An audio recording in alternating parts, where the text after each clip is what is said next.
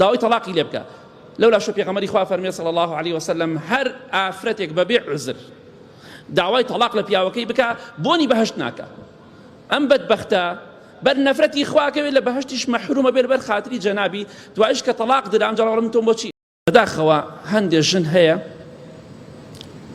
دوو لە ڕێبەڕێستان هەندێک پیاوی و نێریش هەیە بێشەرمانە هەندێک شتی تایبەتی خۆیان باسەکەن. ژنەکە دەڵێ لەگەڵ پیاوەکەمە ئاوام کرد ئاواکە دەکەم ئاوا دەکەم ئەو شەڵێ لەگەڵ خێزانمە ئاوا دەکەم ئاوا دەکەم یا گەشت بە یەک گەشتین ئاوا ئەکەین و ئاوا ئەکەین. حەیا دوو لە ڕێبەڕێستان تکێکە کە تکاوە خوارە تەواو قەترەیەکە.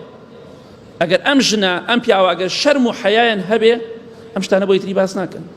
ئەمە کارەساتە لایف کەرەوە دەی جلوبەرێکلا بەبا بتبینم ئەوش لایف ئەکاتەوە بۆی دەی ڕسمی خۆتم بۆ بنێرە فڵان ڕسم فڵان وێنە کۆمەڵگایەک ئەوە بێ چاوەڕی باران کە چاوەڕێ بێ ئیمامی عومەری کوڕی عەبدولعەزیز و عومەری کوڕی خەتاب حکمی کە بەخوا چاوی پێی ناکەوێت بەخوا خوا بارانیش بارێن لەبەر ئەو ئاژەڵانەی نەک لەبەر مرۆڤە ناپاک و خائینەکان. هەزارها لایف دەکرێتەوە ڕسم بۆ یەکتی دوای دەسەکە گریان ڕسم بۆ ناردێسە لێم هەڵگەڕاوەتەوە. خوشکی بەڕێز من پێت ئەڵێم سیقە بە پیاو مەکە بەخوای گەورە پاو لاردانە ژیان لێ تاڵەکات. سیقە بە پیاو مەکە وریا بە دوایی ئەو خۆشەویستێکە هەڵگەڕایەوە بە قسەیت نەکرد سوێن بەخوا ئەبێتە دڕندەیەک لە شێر و پڵنگ درندەتر بۆ گیانیتەوە. بۆیە نەخەڵەتی بە عاتفی و قسەی خۆش ڕسمی خۆت و شتی خۆتی بۆ بنێری دوایی هەڕەشە دێکە یا داوای کاری خراپ لێکای داوای پارەت دێکە ئاگاداری خۆت بە. بۆیە سیقە بە پیاو مەکە. ناڵم پیاوی باش نییە پیاوی باش هەیە بەڵام ئەوانەی ئەو ئیشە دەکەن بەس باش نین بەس چاک نین. ئەوەی کە داوای خۆشەویستی لێکرد داوای ڕسمی لێکردی وتی ڕسم بۆ بنێرە ئەوە پیاوێکی خراپ و فاشلە قەت پێی نەخەڵەتی ڕسم بۆ بنێری دوای باجەکەی ئەدەی بە قورسی زۆر بە قورسی باجێتی. من خەڵکە زانم لە کێشە مشکلەی هەبووە 50 وەرقە زیاتر پارەی داوە بە کەسێک بووی فڵان ئافرەت ڕسمەکەی بڵاو نەکات و یا فڵان پیاو دوای بڵاویشی کردوتەوە.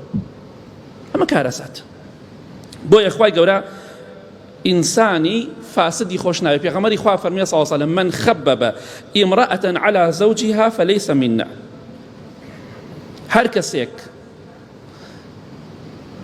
ژنێک لە پیاوەکەی هەڵگەڕێنێتەوە لە ئێمە نییە. جاری وایە ئەو ئافرەتە عیبیتیان نییە.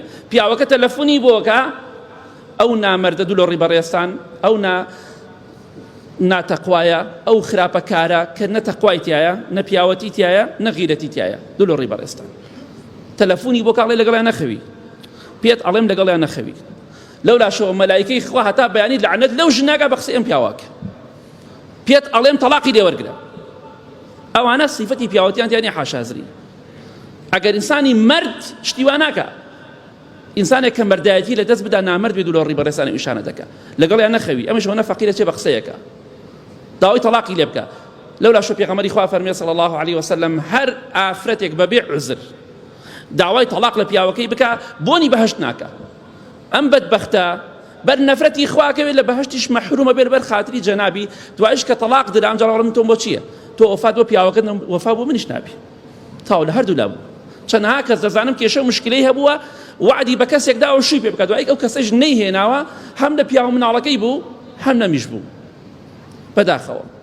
جا ئینشاءڵڵا لە کۆتاییدا دەڵێم با بە خۆمان دابچینەوە ڕەوشت و ئەخلاقمان بەرزکەینەوە بە ڕەوشت و ئەخلاقی بەرز پشتیوان بخوا لە بەهەشتا پلۆپایەمان بەرز دەبێتەوە.